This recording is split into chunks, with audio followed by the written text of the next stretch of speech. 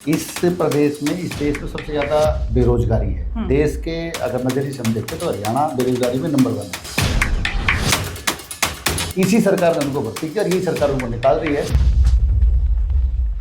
सरकार के पास रोजगार देने के लिए वैसे कुछ नहीं बचा हुआ है। बाहर रोजगार की बात करते हैं, युवा पहले से बेरोजगार घूम रहे हैं। मैं जिला परिषद का पूर्व प्रतिनिधि होने के नाते और यूथ कांग्रेस का कार्यकर्ता होने के नाते मैं इन कर्मचारियों के साथ हूं। और अगर ये कर्मचारी कोई कदम उठाते, चाहे कोर्ट में जाने का है या ये आंदोलन का भी कोई फैसला लेते हैं, तो हम हर रूप में इनके साथ हैं। ये सरकार 3 महीने की सरकार है। अगर 3 महीने में सरकार बदलती है और तब तक ये सरकार कोई फैसला नहीं लेती है, तो मैं ये भी एश्योर करता हूँ कि हमारी सरकार में इनके साथ न्याय होगा। नमस्कार, मैं हूं अंकिता सिंह और आप देख रहे हैं सिटी बिग न्यूज। भाई, आज हरियाणा सरकार की तरफ से एक फैसला जो है चर्चाओं में बना हुआ है। दरअसल जिला परिषद के अंदर ठेके प्रथा पर जो युवक नौकरी लगे हुए थे, आज उन्हें जो है निकालने के ऊपर एक बहुत बड़ा मुद्दा बन चुका है। और इसी मुद्दे पर चर्चा करने के लिए हमारे साथ पूर्व जिला परिषद और फिलहाल कांग्रेस के बड़े दिग्गज नेता जो है मेरे साथ मौजूद हैं, कृष्ण साथरोड जी। सर, स्वागत करती हूँ सिटी बिग न्यूज पर आपका। नमस्कार जी। एक बहुत बड़ा फैसला ये लिया गया है और ऐसे समय पर लिया गया है जब सरकार पहले से मुसीबत में और लगता है शायद और बड़ी मुसीबत में डाल सकती है। देखिए, पता नहीं हमें सरकार के ये जो फैसले होते हैं वो समझ नहीं आ रहे कि सरकार ले कैसे रही है। मैं यूथ कांग्रेस का वाइस प्रेसिडेंट होने के नाते मेरा फर्ज बनता है कि हम विपक्षी दल हैं और उसके बूते हम इन युवाओं की आवाज़ को उठाएं। लेकिन मैं इससे पहले जिला परिषद का मेंबर भी था, तो मैं इसका एक पार्ट हूँ। मेरी संवेदनाएं भी इसके साथ जुड़ी हुई हैं। आज से लगभग 3-3.5 साल पहले सरकार ने ये भर्ती जो है वो करी थी जी। और इस भर्ती की एक प्रक्रिया को अपनाया गया था जो मेरे संज्ञान में है, जो मुझे पता है। उसमें ये था कि सरकार ने इनका एक लिखित में एग्जाम लिया। एग्जाम लेने के बाद एक मेरिट बनाई की। मेरिट बनाने के बाद इन लोगों की भर्ती की गई। पूरी प्रोसेस थी। और ऐसा भी नहीं है, बहुत पढ़े लिखे बच्चे हैं, सिविल कंसल्टेंट हैं जिन्होंने बीटेक एमटेक कर रखी है। इसमें पीओ लगे हुए हैं जिनकी एमबीए हैं, मास्टर्स डिग्री हैं। इसमें ना मेरे ख्याल से डिप्टी सीईओ की भी पोस्ट थी। तो डिप्टी सीईओ हैं जो एमबीए और प्लस एमफिल वगैरह की उनकी क्वालिफिकेशन उनके पास है। और फिक्स पे पे इन कर्मचारियों को लगाया गया था। 40 से 50 हज़ार रुपये ले रहे थे। सरकार ने खुद भर्ती की, खुद ने अपने मानक बनाए, खुद ने अपने लोगों को लगाया, अपने युवाओं को लगाया। उसके बाद में अब सारी चीज़ों को निरस्त ना, मेरे ख्याल से मेरे संज्ञान में नहीं है कि इनको कोई नोटिस दिया गया है। सरकार ने एक दिन लेटर जारी किया और ये कहा कि किसी कंपनी ने कोई गड़बड़ करी और उसके ब्याह पे ये कर्मचारियों को भी रिलीव कर रहे हैं और उस कंपनी को भी रिलीव कर रहे हैं। अब हमें समझ नहीं आता कि सरकार ये फैसले ले कैसे रही है। बड़े बचपने में सरकारें चल रही हैं, अच्छा, और इसका असर जो है युवाओं पे चल रहा है। किसी के रिश्ता हो गए, किसी की शादी हो गई, सिर्फ उस एक नौकरी के ब्याह पे आज वो जो है जान आफत में आ गई है सबकी। देखिए, मैं कानून के ऊपर भरोसा करने वाला आदमी हूँ। मुझे लगता है कि अगर ये बच्चे कोर्ट जाते हैं तो इनको रिलीफ मिलेगा। लेकिन सबसे बड़ी बात ये है कि सरकार ये कर क्या रही है। इस प्रदेश में, इस देश में सबसे ज़्यादा बेरोजगारी है। देश के अगर नज़रिए से हम देखें तो हरियाणा बेरोजगारी में नंबर 1 है। इतने अच्छे क्वालिफाइड बच्चे जो हैं वो ठेके पे नौकरी करने के लिए जिला परिषद में तैयार हुए, सरकार के कहने पे तैयार हुए, सरकारी कंडीशंस पे तैयार हुए। इसी सरकार ने उनको भर्ती किया और यही सरकार उनको निकाल रही है। जबकि देखो, ये तो सुनने में आता था जैसे डी ग्रुप की भर्ती उन्होंने निकाली थी तो उन्होंने डी ग्रुप में पहले से जो कर्मचारी लगे हुए थे उनको रिलीव किया था जी। तो वो नियमित भर्ती थी।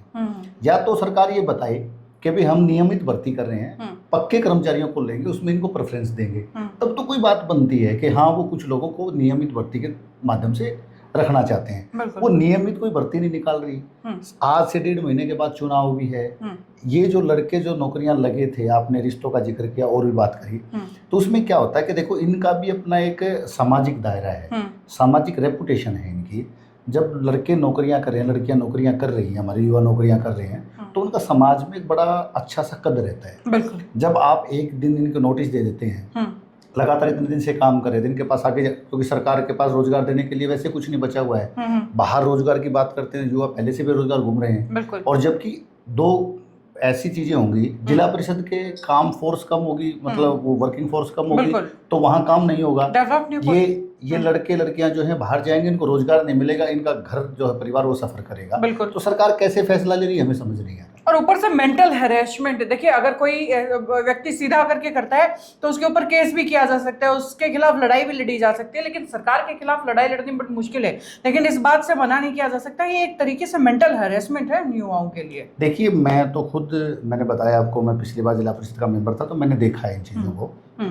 एक तो क्या होगा कि 10-10 जो कर्मचारी हैं वो एक जिला परिषद में मिले हुए हैं जी। जो डिपार्टमेंट को ये संभाल रहे थे, जिस काम को संभाल रहे थे, वो आज से बंद हो गया। ये मान लो अगर वो नहीं आएंगे, सरकार ने उनको निकाल दिया, तो हम चुनाव का समय है, चुनाव से पहले सरकार ने काफ़ी चीज़ों की घोषणा करी है, वो चाहते हैं कि उसका सरकार लाभ ले जी। आप उस काम को करोगे कैसे? आज जिला परिषद के पास कोई पैसा आ जाता है, उसको इम्प्लीमेंट कैसे करोगे? आपने सिविल कंसल्टेंट को हटा दिया, आपने आपके प्रोजेक्ट ऑफिसर को बाहर कर दिया, आपने अपने डिप्टी सीईओ को बाहर कर दिया, सारी जगह पे स्पीड घट जाएगी काम की। सबसे मोटी चीज तो ये है कि उन कर्मचारियों का रोजगार चला गया। बिल्कुल। और हम जिस काम को चाहते हैं कि काम की स्पीड बढ़े, लोगों के काम हो, देहात में काम हो, गलियों के काम हो, नालों के काम हो, तालाबों के काम हो, या ऐसी सामाजिक बहुत सी चीजें जुड़ी हुई हैं जिनको ये देखते हैं, ये कर्मचारी देखते हैं, तो उन कामों को आखिरी आदमी तक वो पहुंचाए। लेकिन पता नहीं इस टाइम पे सरकार ये क्या फैसला कर रही है, हमें समझ नहीं आ रहा है।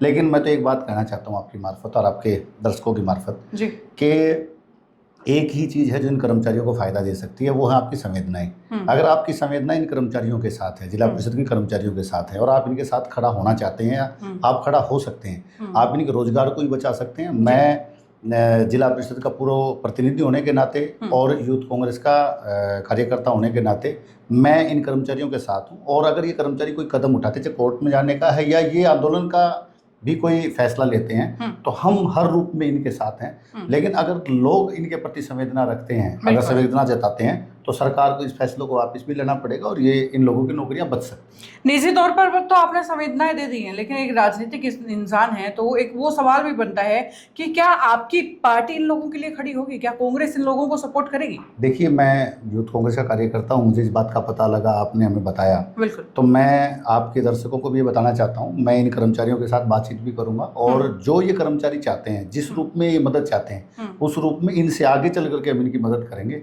और ये सरकार 3 महीने की सरकार है, अगर 3 महीने में सरकार बदलती है और तब तक ये सरकार कोई फैसला नहीं लेती है, तो मैं ये भी एश्योर करता हूँ कि हमारी सरकार में इनके साथ न्याय होगा और जो चीज़ें इनके मतलब इनसे छीनी जा रही हैं, उनको हम अपनी सरकार में देने का वायदा करते हैं कि इन कर्मचारियों का हक जो है वो आने वाली सरकार देगी, या तो ये सरकार दे दे, नहीं तो कांग्रेस जो है वो इनका हक देगी। जी। वैसे एक सवाल आखिरी, ये मुझे पहले ही पूछ लेना चाहिए था, क्या ये लीगल है किसी तरीके से, इस तरीके से हटा देना बिना नोटिस के? देखिए पता नहीं, मैं कह रहा हूँ कि देखो, मुझे 100% कोर्ट के ऊपर भरोसा है कि कोर्ट जो है इनको रिलीफ देगी, क्योंकि आप नियमित भर्ती भी नहीं कर रहे हैं, उसके बावजूद इसको हटा रहे हैं। आपने खुद भर्ती की, मानक भी आपके थे। ये बच्चे जो हैं, इन्होंने पहले सरकार ने आवेदन मांगे हैं कि हम कर्मचारियों की भर्ती करना चाहते हैं, और उन्होंने अपना एक मिनिमम क्वालिफिकेशन क्राइटेरिया तय किया है। इन बच्चों ने उसी क्राइटेरिया के तहत आवेदन किया, सरकार ने जो कंडीशन रखी एग्जाम की वो एग्जाम दिया, सरकार ने जैसी जैसी चीजें रखी उन्होंने उनको फुलफिल किया है। साथ ही लाइन भी तो लिख दी है ना कि किसी और के साथ एक्सचेंज नहीं किया जा सकता, मतलब इनको हटाकर इनकी जगह किसी और को नहीं रखा जा सकता बेवजह।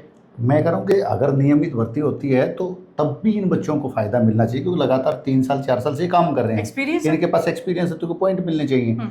नियमित भर्ती हो ही नहीं रही है। अगर आप इनको हटा करके और ठेके प्रथा के ऊपर दूसरी भर्ती अगर आप कोई करते हैं, तो आप, ये तो इनलीगल काम हुआ ना, आप एक रोजगार को छीन रहे हैं, दूसरे को रोजगार देना चाहते हैं, जबकि भर्ती आपकी की हुई है। ऐसा नहीं है कि किसी कांग्रेस की सरकार में हुआ, किसी दूसरे ने की, आपकी सरकार ने भर्ती की और आप लोगों ने इसकी परमिशन दी, फाइनेंस डिपार्टमेंट ने इसकी परमिशन दी है, तब आप भी तनख्वाह दे पा रहे हैं। बिल्कुल बिल्कुल, वाकई ये एक बड़ा मुद्दा बन चुका है, जिस तरीके से युवा दर दर रोजगार के लिए भटक रही हैं और जिन्हें नौकरियां मिल चुकी हैं उनके हाथों से नौकरियां वापस छिन रही हैं। ये कहीं ना कहीं सरकार के लिए एक बड़ा नेगेटिव पॉइंट हो सकता है, या कहीं ना कहीं सरकार को बड़ा झटका दे सकता है, और इस चीज़ का फायदा जो है कांग्रेस को कहीं ना कहीं मिल सकता है। और खैर, अगर सरकार जो है चुनाव को देखते हुए इन रोजगार को अगर नहीं छीनती है युवाओं से, तो फिर भी जो है कहीं ना कहीं बचा जा सकता है। खैर, ये अपडेट सिटी वीक न्यूज़ पर थी और लगातार इसी तरीके से सिलसिला जारी रहेगा। देखते रहिए सिटी वीक न्यूज़। और कृष्ण जी, आपका भी बहुत बहुत धन्यवाद हमारे साथ जुड़ने के लिए। धन्यवाद अंकिता।